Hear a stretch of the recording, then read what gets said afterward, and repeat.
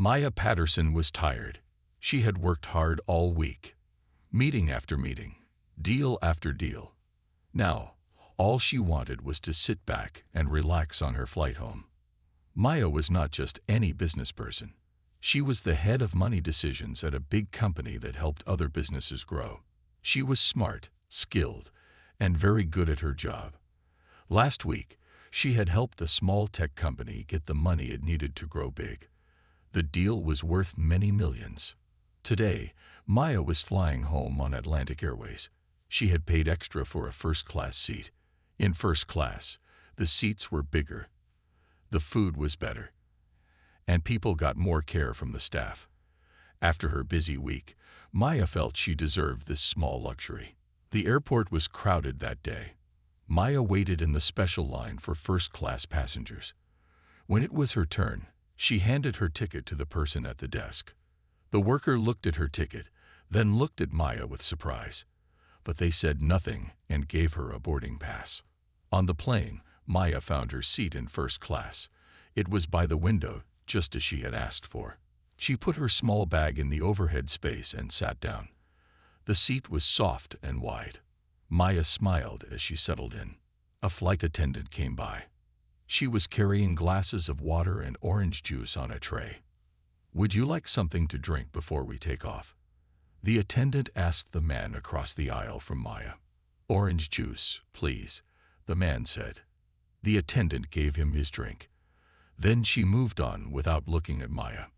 Maya noticed this but didn't say anything. She was used to being ignored sometimes. She took out her book and started to read. A few minutes later, another flight attendant came by. This one was carrying glasses of champagne.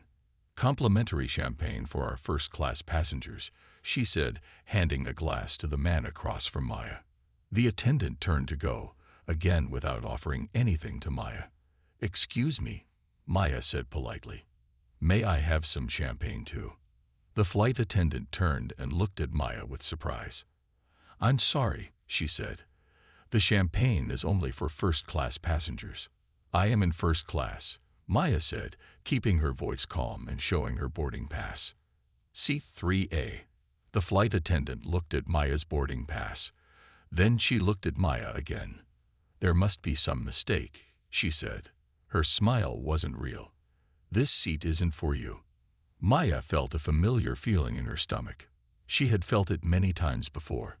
It was the feeling that came when people judged her by how she looked, not by who she was. "There's no mistake," Maya said firmly. "I paid for this seat. Here's my boarding pass with seat 3A clearly marked." The flight attendant shook her head.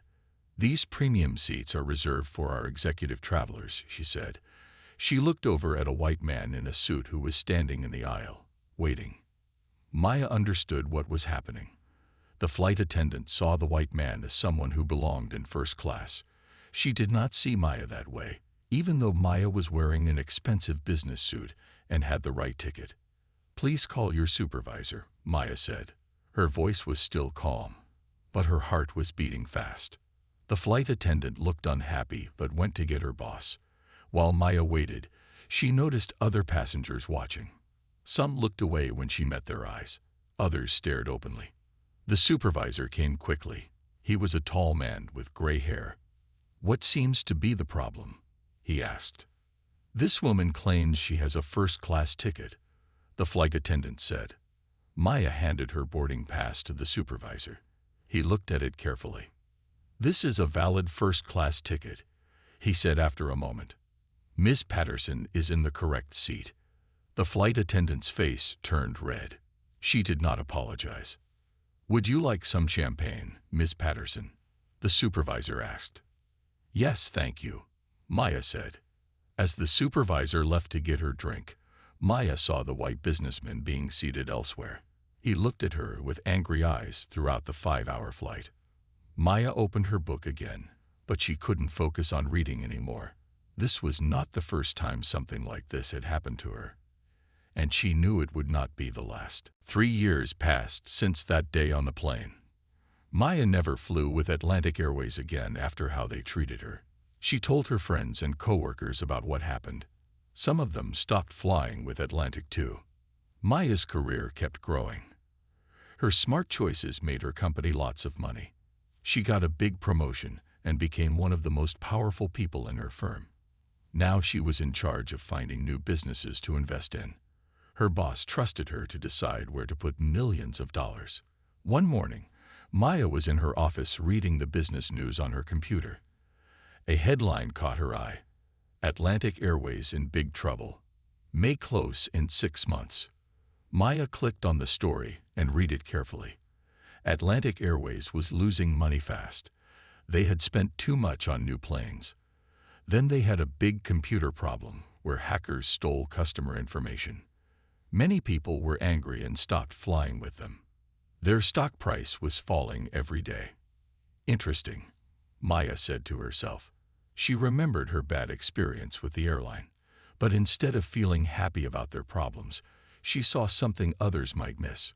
She called her assistant. James, can you get me all the information we have on Atlantic Airways?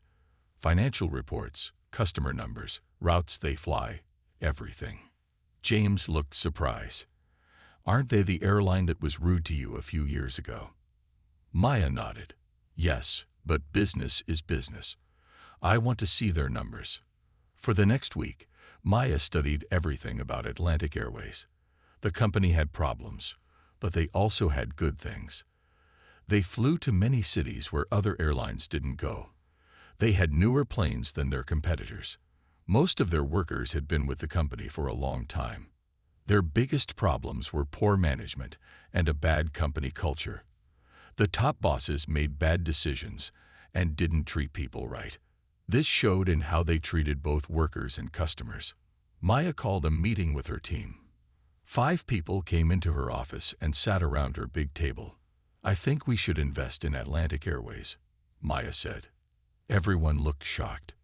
But they're about to go out of business, said Thomas, one of her team members. And didn't they treat you badly that time? Asked Sarah, another team member. Maya stood up and walked to the whiteboard. She wrote down numbers and drew charts as she explained her thinking. Yes, they have problems, but they fly to 50 cities that other airlines don't serve. Their planes are only 5 years old on average, and they own valuable spots at major airports. She turned to face her team. I believe we can fix what's wrong with them. We can change how they run things. We can make them treat people better. And we can make a lot of money doing it.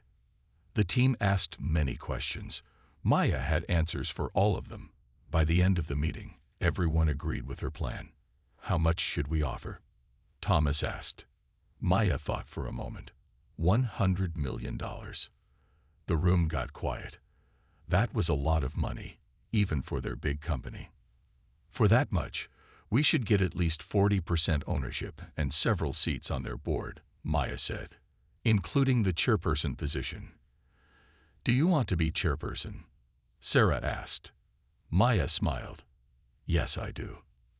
The next day, Maya called the CEO of Atlantic Airways. His name was Richard Wilson. He had been with the company for 20 years. Mr. Wilson, this is Maya Patterson from Horizon Investments. I'd like to meet with you and your board tomorrow to discuss a possible investment in your company. Wilson sounded surprised and relieved. Miss Patterson, that's wonderful news. We're certainly open to discussing investment opportunities. May I ask how much you're considering investing? $100 million, Maya said simply. There was silence on the phone. Then Wilson spoke in an excited voice. We would be very interested in that level of investment. I'll arrange the meeting right away. As Maya hung up the phone, she looked at the framed photo on her desk. It showed her as a little girl standing next to her father at his small business. He had always told her, success is the best answer to those who doubt you. Maya was about to prove him right in a very big way. The next day, Maya drove to the Atlantic Airways main office. The building was tall and made of glass, but it didn't look as nice as it once did. The company sign had a light burned out. The front garden needed water. These small things told Maya that the company was cutting costs everywhere. Maya wore her best dark blue suit, She carried a leather folder with her offer papers inside. As she walked through the front door, she held her head high. "I'm here to see Mr. Wilson," she told the front desk person. "I'm Maya Patterson from Horizon Investments." The person at the desk called upstairs. Soon, a young man came down to meet her. "Miss Patterson, welcome to Atlantic Airways. I'm Kevin, Mr. Wilson's assistant. Please follow me." They went up in the elevator to the top floor.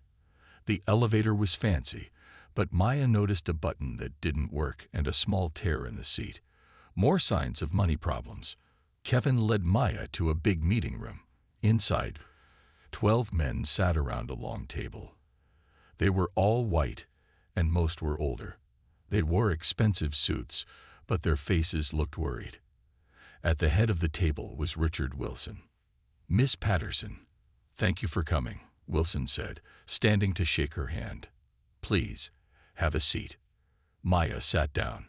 She looked around the room slowly, making eye contact with each board member. Some looked away quickly. Others stared back with doubt in their eyes. "Gentlemen," she began, "your company is in trouble. You lost $50 million last year. Your stock price has dropped 70% in 6 months, and customers are leaving after the data breach." The men shifted in their seats. They didn't like hearing these hard facts from an outsider, especially a woman. "But," Maya continued, "Atlantic Airways still has value. You have good planes, good routes, and many loyal workers.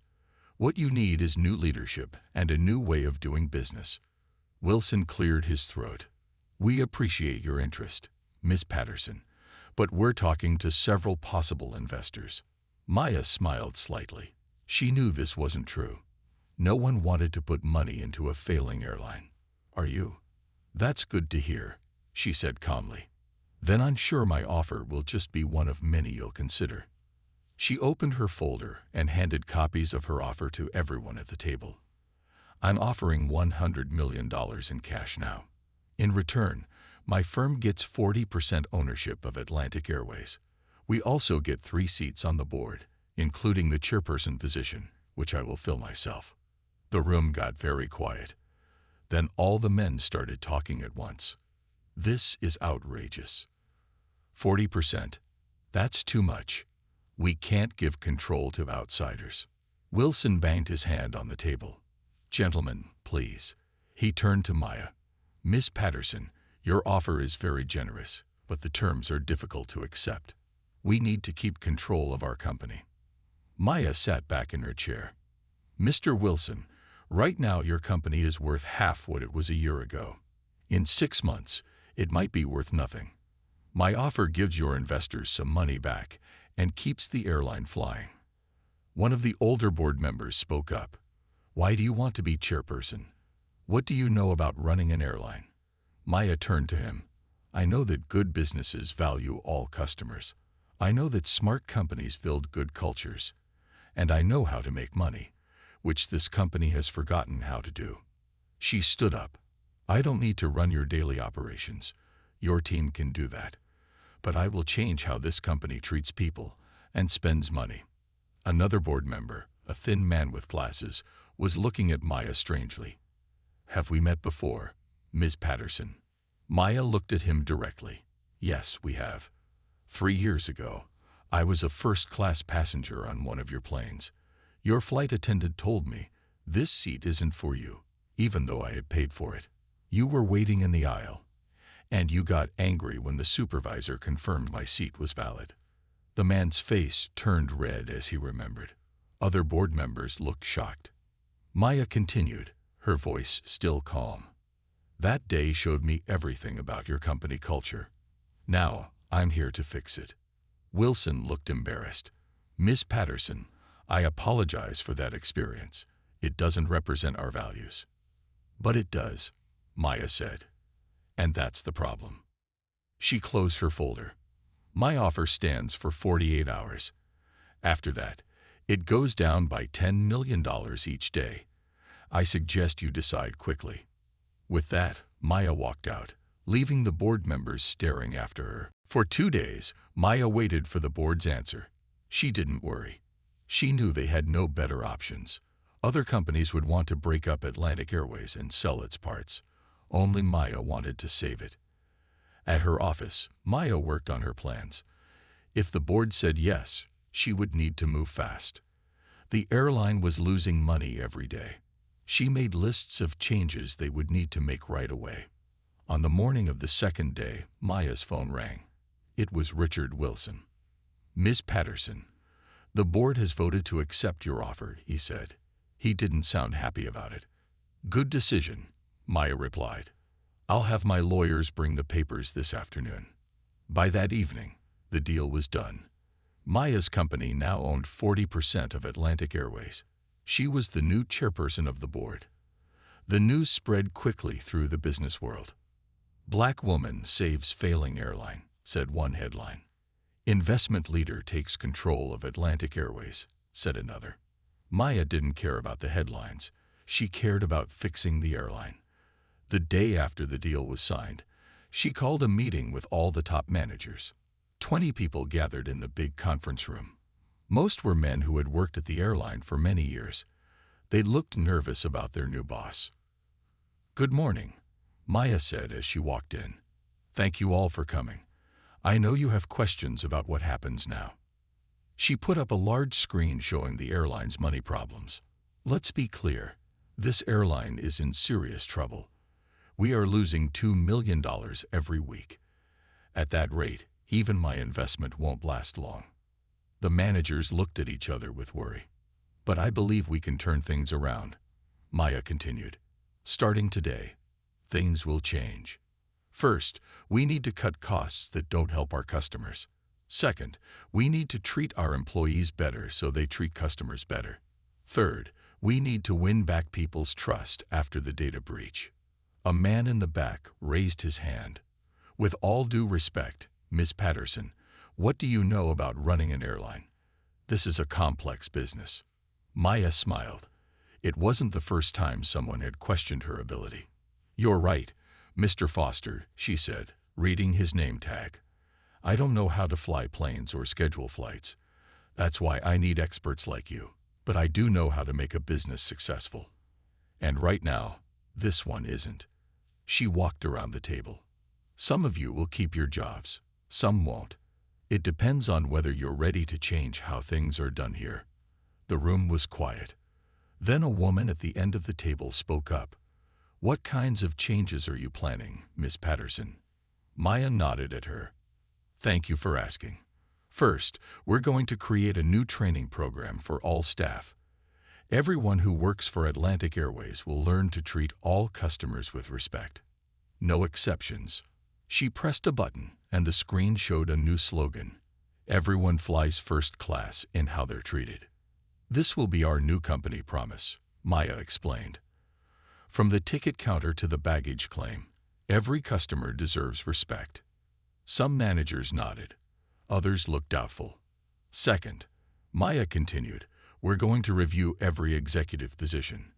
We need leaders who understand today's customers. That means having people from different backgrounds making decisions." An older manager frowned. "Are you saying you're going to fire people just to hire minorities?" Maya looked at him directly. "No, Mr. Johnson.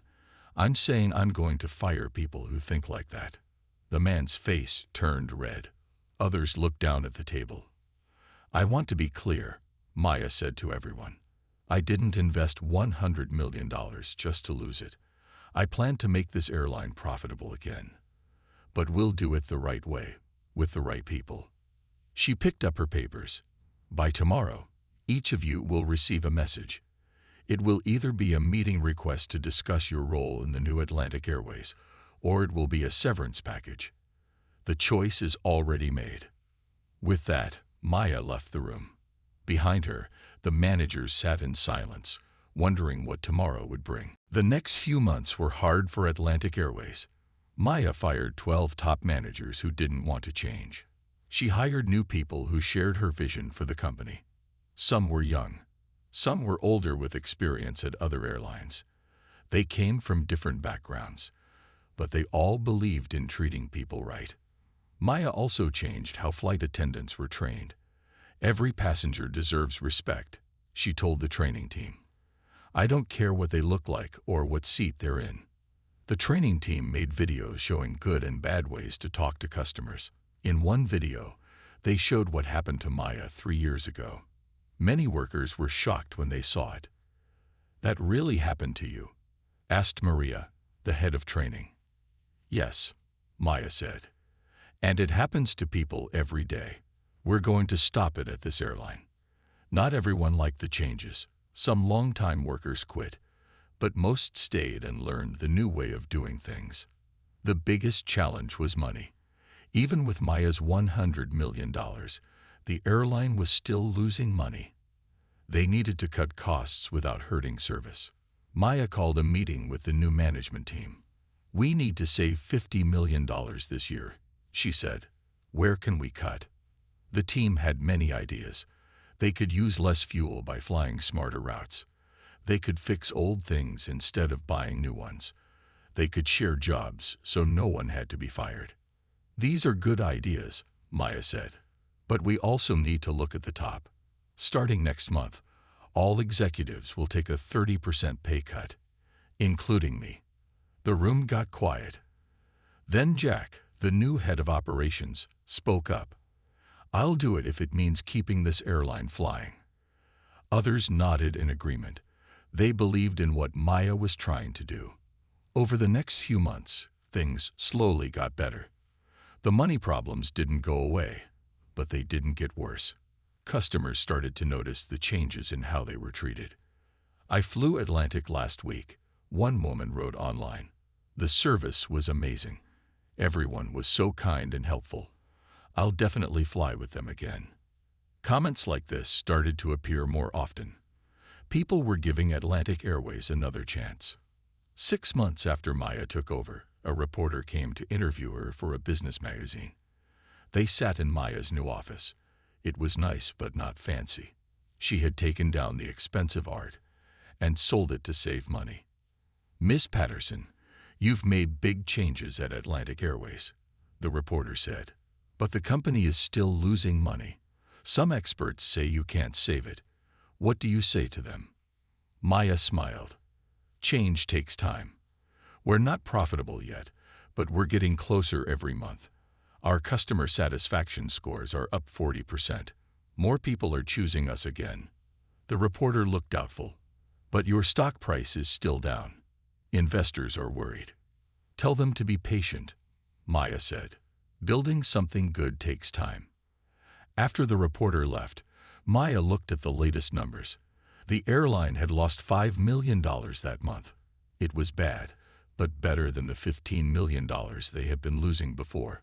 Things were moving in the right direction, but slowly. That night, Maya stayed late at the office. She looked out the window at the planes with the Atlantic Airways logo. She had put everything into saving this company. Her reputation, her firm's money, her time and energy. Was it worth it? She wondered. Just then, her phone buzzed. It was a message from a customer. I want to thank Atlantic Airways for the wonderful treatment my elderly mother received on her flight today. The flight attendant helped her the whole way and made her feel special. In today's world, this kind of care is rare. You have a customer for life. Maya smiled. Yes, it was worth it. But the hardest challenges were still ahead. 1 year after Maya took over Atlantic Airways, things were still hard. The airline was doing better, but not good enough. They were still losing money every month, just less than before. Some board members were getting worried. At the monthly board meeting, Robert Chen, one of the old board members, spoke up. Ms. Patterson, we appreciate what you've done so far, he said, but we're still in the red. Maybe it's time to think about selling the airline while we can still get something for it. Maya knew this was coming. Some people wanted quick results. They didn't understand that fixing big problems takes time. Mr. Chen, I understand your concern, Maya replied. But I ask for your patience. Our plan is working, just not as fast as we'd like. She showed them the latest numbers. Customer satisfaction was at its highest ever. More people were booking flights with Atlantic Airways. Employee happiness was up, and fewer workers were quitting. Money follows happy customers, Maya explained. People are starting to trust us again. Soon they'll bring their business back. I'm asking for one more year. The board voted to give Maya more time, but she could tell some members were not happy about it. After the meeting, Maya went to visit the airline's training center. She wanted to see the new staff learning program in action. It was one of the changes she was most proud of. When she walked into the training room, 30 new flight attendants were watching a video. On the screen was Lisa Johnson, a flight attendant who had been with Atlantic Airways for 15 years. I used to think some customers were more important than others, Lisa was saying in the video. I treated people differently based on how they looked or what they were wearing. I was wrong. Maya watched from the back of the room. She recognized Lisa. She was the flight attendant who had told Maya, "This seat isn't for you 3 years ago." In the video, Lisa continued, "Now I know that everyone deserves respect. Every passenger on our planes has paid for their ticket and chosen our airline. They all deserve our best service." When the video ended, the trainer asked the new staff what they had learned. They talked about treating all customers with respect, about not making assumptions about people based on how they look, about making everyone feel welcome. Maya smiled. This was exactly what she had wanted to change at Atlantic Airways. The culture was slowly shifting. After the training session, Maya was walking back to her office when she saw Lisa Johnson in the hallway. Lisa looked surprised to see Maya. "Miss Patterson," Lisa said nervously, "I didn't know you would be here today." "I like to visit different parts of the company," Maya explained. "I saw the training video. You did a good job." Lisa looked down at her feet. "I need to tell you something," she said. "I've wanted to say it for a long time." Maya waited. "I'm sorry for how I treated you that day on the plane," Lisa said, looking up with tears in her eyes. "I was wrong. I judged you without knowing you. I'm deeply sorry." Maya had not expected this. In all her planning for the airline, she had never thought about meeting this woman again. "Thank you for your apology," Maya said after a moment. "Why did you stay with the airline after I took over?" Lisa wiped her eyes. "At first, I was going to quit, but then I heard about the changes you were making. I wanted to be part of it. I wanted to do better." Maya nodded. "We all make mistakes, Lisa. What matters is learning from them." As Maya walked away, she felt something she hadn't expected. Hope. If someone like Lisa could change, maybe the whole airline really could too. But there was still a long way to go, and time was running out. 2 years after Maya took over Atlantic Airways, something amazing happened. For the first time since she became chairperson, the airline made money instead of losing it. It wasn't much profit, just $2 million for the month, but it was a huge change. Maya called a special meeting for all employees. More than 1,000 people gathered in the big airplane hangar. Others watched on video from airports around the country. Maya stood on a small stage with a single screen behind her. 2 years ago, people said Atlantic Airways would fail. Maya began. They said we couldn't change. They said we couldn't become profitable again. She clicked a button, and the screen showed a simple chart with a line going up. "They were wrong," she said with a smile. Last month, for the first time in over 3 years, Atlantic Airways made a profit.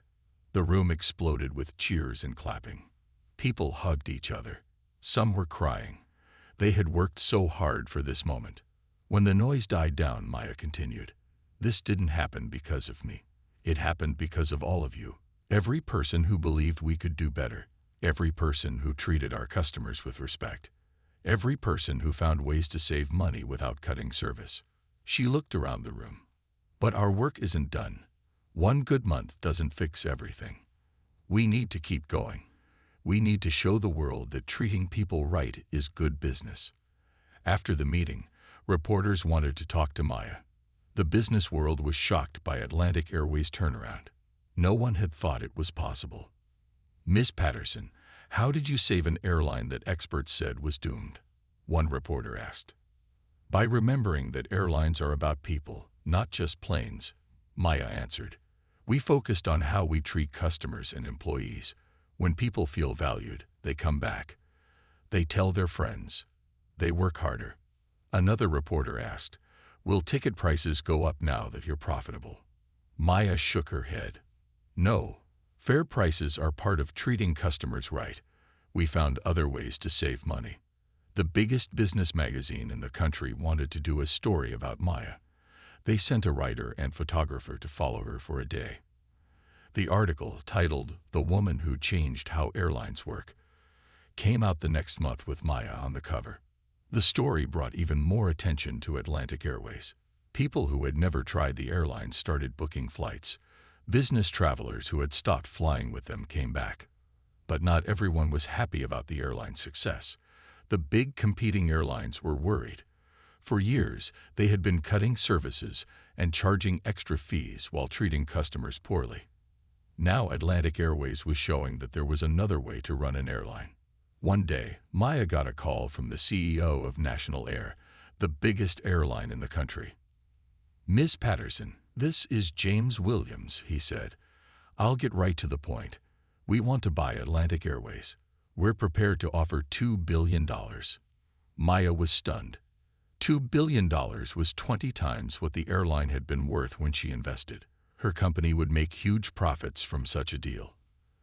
That's a very generous offer, Mr. Williams, Maya said carefully.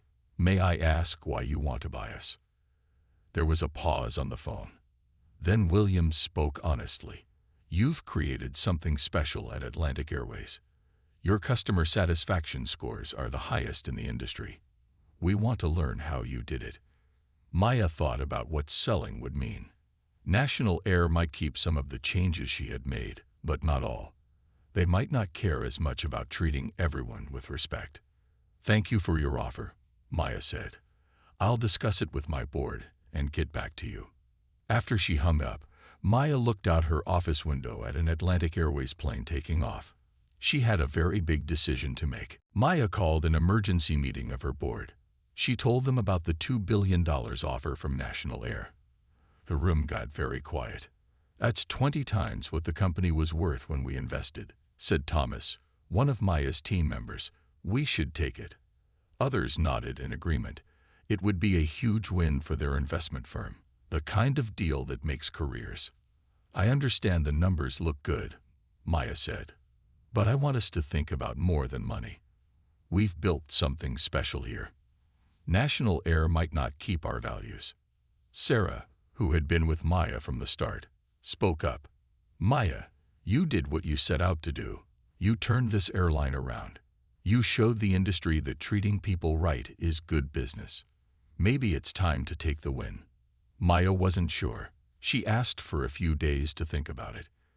That weekend, Maya decided to take a flight on Atlantic Airways. She didn't tell anyone she was coming. She booked a regular economy seat under a different name. She wanted to see how things really worked when no one knew the boss was watching. At the airport, Maya wore jeans and a simple sweater. She stood in line with everyone else. The ticket agent was friendly and helpful to every person, not just those in business class. Maya smiled to herself. This was what she had wanted to create. On the plane, Maya took her seat by the window. The flight was full. Next to her sat an older woman who seemed nervous. First time flying? Maya asked her. No, but I haven't flown in many years, the woman replied. I stopped after airlines started treating people so badly. But my grandson told me this airline is different. Before Maya could respond, a flight attendant came by. It wasn't Lisa, but a young man named Miguel, according to his name tag. Good afternoon, Miguel said warmly. Is there anything you need before we take off? The older woman looked surprised at his friendly tone. Actually, I'm a bit nervous. It's been a long time since I've flown. Miguel knelt down to talk at eye level with her. I understand. Many people feel that way. I'll check on you during the flight, and you can press this button if you need anything. After he left, the woman turned to Maya. See what I mean? My grandson was right. These people care. Throughout the flight, Maya watched the crew. They treated everyone the same way, with kindness and respect. No matter if passengers were young or old, rich-looking or not, all received the same good service. By the time Maya got off the plane, she had made her decision. Monday morning, Maya called James Williams at National Air.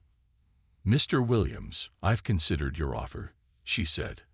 "We're not interested in selling Atlantic Airways." There was a pause on the line. "Miss Patterson, did you understand the amount?" $2 billion. "The amount is clear," Maya replied. "But some things are worth more than money. We're building something important here." Williams sounded frustrated. "Every company has a price. What would it take?" Maya smiled to herself. "Mr. Williams, instead of buying us, why don't you learn from us? Change how you treat your customers and employees. There's room for more than one good airline in this industry." After she hung up, Maya called her board members to her office. Some looked unhappy when she told them her decision. "I know turning down $2 billion isn't easy," Maya said.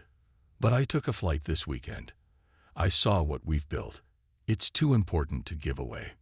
She showed them pictures she had taken during her flight, of happy customers, of attentive staff, of the little ways Atlantic Airways now showed respect to everyone. "This is why we started this company," she reminded them. "Not just to make money, but to make change." One by one, the board members nodded. They understood. This was always about more than just business. It was about making things right. 5 years passed since Maya had taken over Atlantic Airways. What had once been a failing company was now one of the most successful airlines in the world. Their profits had grown every year. Their stock price was 5 times higher than when Maya had invested her $100 million. Now that $100 million was worth more than $500 million. But Maya was most proud of something else. Atlantic Airways had changed how airlines treated people. Other companies had to improve their service to keep up. The whole industry was different because of what Atlantic Airways had done. On a sunny morning, Maya was in her office when her assistant came in. "There's someone here to see you," he said. "Lisa Johnson. She says she has something important to give you." Maya smiled. "Send her in." Lisa came into the office. She looked different from the nervous flight attendant who had apologized to Maya 3 years ago. Now she was the head of customer service for the whole airline. "Good morning, Miss Patterson," Lisa said. "I wanted to show you something before we announce it." She handed Maya a folder. Inside was a picture of a new plane design. On the side of the plane, in large letters, were the words, ASSEAT for EVER. "It's our new slogan," Lisa explained. "Every new plane will have it painted on the side. I wanted to make sure you approved." Maya looked at the picture for a long time. Then she looked up at Lisa with tears in her eyes. "It's perfect," she said softly. Later that day, Maya was invited to speak at a big business school. Hundreds of young students filled the room. They wanted to hear from the woman who had changed an industry.